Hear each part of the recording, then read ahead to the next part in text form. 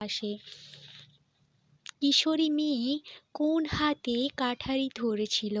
কিশোরী কিসের থেকে কি যে হয় গল্প থেকে নেয়া উদ্ধৃত লাইনটি নেওয়া হয়েছে। এখানে কিশোরী মেয়ের বাম হাতে কাঠারি ধরেছিল।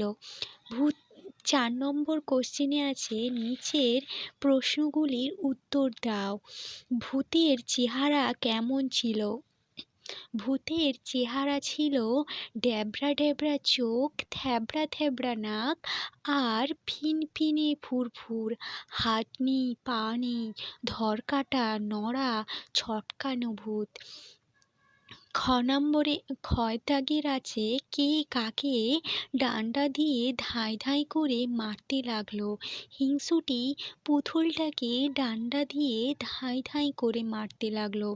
বেমান ৫ দাগের আছে বেমানান শব্দটিতে খুঁজে বের করে গোল দাগ দাও। ক দাগের আছে মা, মামা, দিদি আর হিংসুটি। এখানের উত্তরটা হবে হিংসুটি। ক্ষয়ে আছে শীত, বসন্ত, বৈশাখ, গ্রীষ্ম। এখানের উত্তরটা হবে বৈশাখ। বোধোদয়, ছেলেদের রামায়ণ, রসমুন্ডি আর ইংরেজি ফার্স্ট বুক। এখানের উত্তরটা হবে রসমুন্ডি। ক্ষয়ের দাগের আছে দুর্গা, কাশ, বরফ আর শরৎ। এখানের উত্তরটা হবে বরফ। ৬ দাগের আছে বিপরীত শব্দ লেখো। অল্প হবে অনেক, ঘরে হবে বাহিরে, সুন্দর হবে কুৎসিত, শান্তি হবে যুদ্ধ। ৭ দাগের কোশ্চেন আছে শূন্যস্থানে ঠিক শব্দ বসাও। কয়ের দাগের আছে একসঙ্গে থাকলে শক্তি বাড়ে। প্রচণ্ড গরমে আরাম নেই। সে কাঁদো কাঁদো গলায় বলল, কাকের ছানা ঘাপটি মেরে বসেছিল নিম গাছে। এসব ছিলেন গ্রিস দেশের মানুষ। ৮ দাগের ৮ দাগের বলেছে শব্দার্থ লেখো। গভীর হচ্ছে গাঢ় বা ঘন, ফ্ল্যাগ হচ্ছে জাতীয় পতাকা, নাগ হচ্ছে সাপ আর গাঁ হচ্ছে গ্রাম। ৯ দাগের বলেছে ক স্তম্ভের সাথে খ স্তম্ভ মেলাও। ক স্তম্ভে আছে কচি কচি ঘাস, এখানে খ স্তম্ভে হবে হাত পা। হাঁস আছে, এখানে হাঁস হবে সোনার ডিম। কুমির আছে, কুমির হবে ঘাট আর তেপান্তর হচ্ছে মাঠ।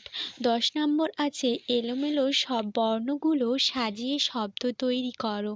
প্রথমটা হবে গাছপালা, আর দ্বিতীয়টা হবে আলো আঁধারি, শীতকাল, তারপর হচ্ছে কিচিরমিচির। এখানে বলেছে ১১ দাগের বলেছে বাক্য রচনা করো।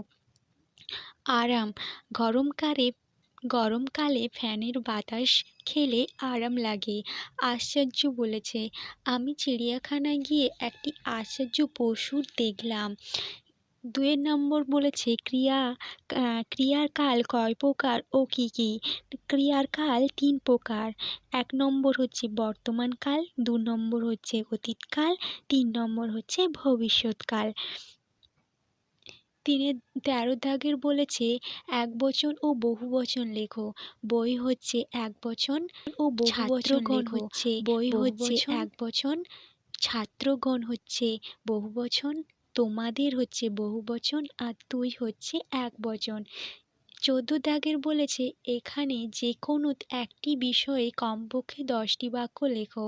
এখানে দুর্গাপুজো লেখা আছে আর নেতাজি সুভাষচন্দ্র বসুও দুটোরই রচনা এখানে লেখা আছে, তোমরা দেখে নিতে পারো।